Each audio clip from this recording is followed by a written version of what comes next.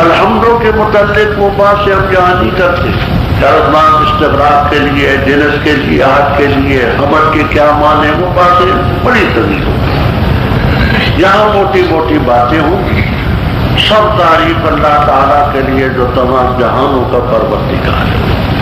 عالمین میں عالم انس ہے، عالم جن ہے، عالم الملائکہ ہے، اور عالم کا لفظ یہ آنے کا صیغہ ہے، ما یعلم بہ، جیسے خاتم آنے کا صیغہ ہے، ما یختم بہ، جس کے ساتھ مہر لگائی جائے۔ تو یہ چیزیں جو ہیں اللہ تعالیٰ کی قدرت اور اس کے وجود کی نشان ہے۔ الرحمن الرحیم، شاہ عبدالعزیز صاحب رحمہ اللہ تعالیٰ فرماتے ہیں کہ رحمان اس کو کہتے ہیں کہ بن مانگے دے، بغیر مانگے دے۔ رحیم وہ ہے جو مانگنے کے ساتھ۔ اللہ تعالیٰ نے جو نعمتیں ہمیں دی ہیں بے شمار ایسی ہم نے نہیں مانگی۔ ہمیں اس وقت سمجھ ہی نہ تھی کہ ہم زبان مانگے، آنکھیں مانگے، کان مانگے، ہاتھ مانگے، انگلیاں مانگے، پاؤں مانگے، کوئی سمجھ نہ۔ یہ رب نے بن مانگے، ہاتھ بھی دیے، پاؤں بھی دیے، آنکھیں بھی دی، سر بھی دیا، ٹانگیں بھی دی، انگلیاں بھی دی، سب۔ اور کئی چیزیں مانگ کر کے رب تعالیٰ سے لیتے ہیں۔ وہ مالک یوم الدین، بدلے کے دن کا مالک ہے۔ آج بھی وہ مالک ہے، لیکن آج کہنے والے کہتے ہیں میرا ملک، میری حکومت، میری سلطنت، میری بات ہے۔ اس میری تیری نے تو لوگوں کا بیڑا غرق کر دیا۔ وہاں ارشاد ہوگا لمن الملک اليوم، کس کے لیے ہے ملک آج کے دن؟ کوئی نہیں بولے گا، نہ کوئی عربی، نہ کوئی اجمی، نہ یورپ والا، نہ پچھم والا۔ للہ الواحد القہار، اکیلے رب کے لیے۔ تو آج دعوے دار اور بھی ہیں، وہاں کوئی دعویٰ نہیں کرے گا، وہ مالک ہی ہے۔ یہ رب تعالیٰ کی صفت، اس کی حمد، اس کی تعریف۔ اب آگے رب ایاک نعبد، یہ نعبد و فعل ہے، ایاک اس کا معمول ہے، مفعول ہے۔ معمول کو بعد میں ہونا چاہیے، یوں چاہیے تھا نعبد کا، لیکن حصر کے لیے پہلے لائے تیری ہی ہم عبادت کرتے ہیں، تو حصر کے فائدے کے لیے اس کو مقدم ہے۔ عبادت زبانی بھی ہوتی ہے، بدنی بھی ہوتی ہے، مالی۔ ہم التحیات میں اقرار کرتے ہیں التحیات للہ والصلوات والطیبات، کہ تمام زبانی عبادتیں اور بدنی عبادتیں اور مالی عبادتیں صرف رب ہے۔ یہی وجہ ہے، حدیث میں آتا ہے، صحابہ کرام رضی اللہ تعالیٰ عنہ نے آپ سے پوچھا حضرت ہم ایک دوسرے سے ملتے ہیں تو کیا مصافحہ کر سکتے؟ فرمایا ہاں، مصافحہ بھی درست ہے۔ اور المعانقہ کا مستقل باب ہے، حدیث میں معانقہ بھی کر سکتے ہیں۔ حضرت اینحنی لہو، کیا مصافحہ کرتے وقت جھکا کرے؟ قالا لا، جھکنا یہ بھی کھڑا ہے وہ بھی کھڑا ہے، تو جھکے گا تو رکوع کی سی کیفیت پیدا ہے۔ یہ رکوع صرف خدا کی، سجدہ صرف خدا کی۔ ہاں ایک ہے جھکنا بامر مجبوری، وہ یہ کہ مثلا میں بیٹھا ہوا ہوں، کوئی آ کر کے مجھ سے ملنا چاہتا ہے، وہ کھڑا ہے تو جھکے گا۔ میں لیٹا ہوا ہوں، وہ ملے گا تو جھکے گا۔ تو یہ جھکنا اور نوعیت کا ہے، کیونکہ ایک لیٹا ہوا ہے یا بیٹھا ہوا ہے، وہ کھڑا ہے۔ اور ایک یہ کہ وہ بھی کھڑا ہے یہ بھی کھڑا ہے، اجن حنی لہو آلہ جھکنا نہیں، اس لیے کر کے جھکنے میں رکوع کے ساتھ مشابہت ہے۔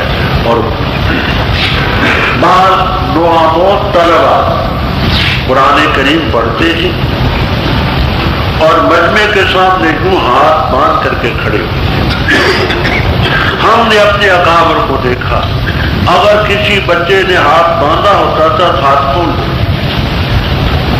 کہ یہ وجہ ہاتھ باندھ کر کے کھڑے ہونے کی صرف رب کے سامنے، پبلک کے سامنے یوں ہاتھ باندھ کر کے مت کھلے چھوڑ کر کے۔ تو عبادت قولی ہو، بدنی ہو، مالی ہو، وہ اپنے مقام پر نظر و نیاز وغیرہ کی باتیں آئیں گی، صرف تیرے لیے یا نعبد، ہم خاص تیری ہی عبادت کریں، وَإِيَّاكَ نَسْتَعِينُ، یہ بھی حسن کے لیے ہے، نستعین کا تھا ہم مدد چاہتے ہیں تجھ سے، لیکن حسن کے لیے ضمیر فصل پہلے لائے، ہم خاص تجھی سے مدد چاہتے ہیں۔ اب مدد کی یہاں تفصیل خاصی، شوق ہو تو ہم نے دل کا سرور میں کر دی ہے، یہاں مختصر سی بات عرض کرتا ہوں۔ دل کا سرور کتاب کا نام ہے، اس میں بھی ہے، تنقید متین میں بھی ہے، اتمام البرہان میں بھی ہے، کتابوں میں ہم نے مقصود باز کرنا ہے۔ استعانت کی دو قسمیں ہیں، ایک ہے استعانت ظاہری حصی اور دوسری ہے استعانت باطنی اور ما فوق الاسباب۔ ایک ہے ما تحت الاسباب، ایک ما فوق الاسباب، ایک استعانت ظاہری، ایک باطنی۔ استعانت ظاہری کا یہ مفہوم ہے کہ مثال کے طور پر عالم اسباب کی چیز، یہ استعانت درست ہے۔ قرآن کریم میں آتا ہے تعاونوا علی التقوی ولا تعاونوا علی الاثم والعدوان، ایک دوسرے کے تعاون کرو، امداد کرو، عالم اسباب کی چیز۔ ایک آدمی امیر ہے، غریب ہے، امیر کا فرض ہے غریب کی مالی امداد کرے۔ ایک حکیم ہے، ایک ڈاکٹر ہے، ایک بیمار ہے، اس حکیم اور ڈاکٹر سے مدد لینا کہ لے بھائی میرا علاج کر، عالم اسباب کی چیز ہے۔ کسی سے پیسہ لینا ہے، کسی سے اسلحہ لینا ہے، کسی سے رقم لینی ہے، یہ عالم اسباب کی استعانت ہے، ظاہری ہے، کوئی حرج نہیں۔ اور قرآن پاک سے ثابت ہے تعاونوا علی البر والتقوی ولا تعاونوا علی الاثم، اور ایک استعانت باطنی، استعانت ما فوق الاسباب۔ مثال کے طور پر میں یہ کہتا ہوں کہ میرے گھٹنوں میں درد ہے، آپ میرے گھٹنوں کے درد کو دور کر دیں، میرے سر میں مجھے فلاں تکلیف ہے، آپ میری اس تکلیف کو دور کر دیں، تو یہ کام ما فوق الاسباب ہے، رب تعالیٰ کے بغیر کوئی نہیں شفا دے سکتا، نہ سر کا درد دور کر سکتا ہے، نہ کمر کا، نہ گھٹنوں کا، نہ بخار، اذا مرضت فہو یشفی۔ تو ما تحت الاسباب استعانت الگ ہے، ما فوق الاسباب الگ، ظاہری استعانت اور ہے اور باطنی اور ہے۔ تو رب تعالیٰ سے مدد مانگتے ہیں وہ جو عالم اسباب سے، ظاہر بھی اسباب بھی اس نے پیدا کیے اور مسببات بھی اس نے پیدا کیے، تو اس سے یہ کہنا کہ ظاہری استعانت بھی مخلوق سے نہ ہو وہ خود شریعت کے خلاف ہے۔ تعاونوا علی البر والتقوی، احادیث موجود ہے، ایک دوسرے کی امداد کرو۔ اب مقصود کیا ہے؟ مقصود ہے اہدنا الصراط المستقیم، پروردگار ہمیں چلا سیدھے راستے۔ یہاں بھی ملحدوں نے اعتراض کیا، کہتے ہیں کہ نمازی 50 سال تک نمازیں پڑھتے ہیں، 60 سال 70 سال 80 سال 90 سال، اور کہتے ہیں ہمیں راستہ بتا، صراط مستقیم بتا۔ جب صراط مستقیم اسے راستہ ہی معلوم نہیں تو چلے گا کب؟ انہوں نے اس مقام پر ہدایت سے اراد و طریق کا مانا کہ اللہ ہمیں راستہ بتا، تو راستہ بھی تمہیں پتہ ہی نہیں چلا 100 سال تک، مرتے دم تک، تو چلو کس پر اللہ تعالیٰ جزائے خیر عطا فرمائے۔ مفسرین کرام رحمہ اللہ تعالیٰ کو انہوں نے جہاں بتایا کہ مراد اس سے ہے گویا کہ ایصال الی المطلوب، پروردگار ہم اس راستے پر ثابت ہے اور مطلوب تک پہنچا دے۔ اچھا، یہ آج ہی آپ نے اصطلاح سنی ہے، آج سورۃ النساء کا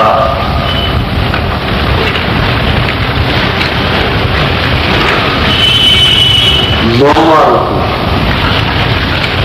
سورۃ النساء کا جہاں نواں ختم ہوتا ہے وہاں وہ نکال، یا 5ویں پارے کا 6واں رکوع جہاں ختم ہوتا ہے، اس طرح آج ہی میں نے بتائی نکل آیا۔ تو آپ نے سورت کا رکوع دیکھنے میں کون سا ہندسہ دیکھنا ہے؟ اوپر، اور پارے کا اچھا، تو یہ جہاں اوپر 9 لکھا ہوا ہے یہ ہے سورۃ النساء کا 9واں ختم ہوا، اور نیچے کتنا ہے 6، تو گویا 5ویں پارے کا 6واں رکوع یہاں۔ آپ دیکھیے یہ آخری آیتیں میں پڑھتا ہوں۔ اعوذ باللہ من الشیطان الرجیم، بسم اللہ الرحمن الرحیم۔ وَمَن يُطِعِ اللَّهَ وَالرَّسُولَ وَأُولَٰئِكَ مَعَ الَّذِينَ أَنْعَمَ اللَّهُ عَلَيْهِم مِّنَ النَّبِيِّينَ وَالصِّدِّيقِينَ وَالشُّهَدَاءِ وَالصَّالِحِينَ وَحَسُنَ أُولَٰئِكَ رَفِيقًا۔ آیت نظر آتی ہے؟ آپ دیکھیے اس میں اللہ تعالیٰ نے منعم علیہم کا ذکر فرمایا۔ کون ہے؟ فرمایا جس نے اللہ تعالیٰ کی اطاعت کی اور رسول صلی اللہ علیہ وسلم کی اطاعت کی، فَأُولَٰئِكَ مَعَ الَّذِينَ، وہ ان لوگوں کے ساتھ ہوں گے انعم اللہ علیہم جن پر اللہ تعالیٰ نے انعام کیا۔ وہ کون ہے؟ میں نے ان کا بیان ہے، من النبیین، پہلے درجے میں نبی، والصدیقین، حق کی تصدیق کرنے والے، والشہداء، اللہ تعالیٰ کے راستے میں شہید ہونے والے، والصالحین، اور نیک لوگ۔ یہ اللہ تعالیٰ نے خود انعمت علیہم، علیہم کی تفسیر کی کہ منعم علیہم، یہ 4 کی بات ہے۔ تو یہ عمل وہ ہے جو اصل ہے، اور دوسرا ہے متعصب منفعل، وہ صالحین۔ تو یہ 4 قسم کے ہیں منعم علیہم، نبی، صدیق، شہداء، صالحین۔ ان میں پہلی 2 قسمیں کمال علمی سے تعلق رکھتی ہیں، ایک علم فاعل، دوسرا منفعل، اور دوسری 2 چیزیں عمل سے تعلق رکھتی ہیں، ایک عمل فاعل اور دوسرا منفعل۔ یہ 4 قسم کے لوگ ہیں جن پر اللہ تعالیٰ نے انعام کیا، ان کے غیر المغضوب علیہم، ان لوگوں کا راستہ نہ ہو جن پر غضب کیا گیا اور نہ گمراہ۔ ترمذی، ابو داؤد طیالسی، مسند احمد وغیرہ حدیث کی کتابوں میں روایت موجود ہے، اور زیادہ بسط سے روایتیں تفسیر در منصور میں منقول کہ حضرت صلی اللہ علیہ وسلم نے مغضوب علیہم کا مصداق یہود کو قرار دیا اور ظالم کا مصداق آپ نے نصارہ کو قرار دیا۔ وجہ یہ بیان کرتے ہیں راضی رحم اللہ تعالی وغیرہ کہ راستہ جو انسان چھوڑتا ہے تو اس کی دو ہی ٹوٹتے ہیں عقلی طور۔ ایک یہ کہ غلط فہمی کا شکار ہو کر کے چھوڑے، ایک یہ کہ قصداً و ارادتاً غلط راستے پر چلے۔ یہود علم رکھتے تھے، حق کو جانتے تھے، یعرفونہ کما یعرفون ابناءہم، جان بوجھ کر کے وہ غلط راستے پر چلتے۔ وہ مغضوب علیہم کا مصداق۔ نصارہ میں اتنا علم نہ تھا، وہ غلط فہمی کا شکار ہو کر کے غلط راستے پر چلتے۔ لیکن یہ گمراہی ایک ایسی چیز ہے کہ زہر ہے، سم العاقل، اگر کوئی کھان سمجھ کر کے پھانکے گا پھر مرے،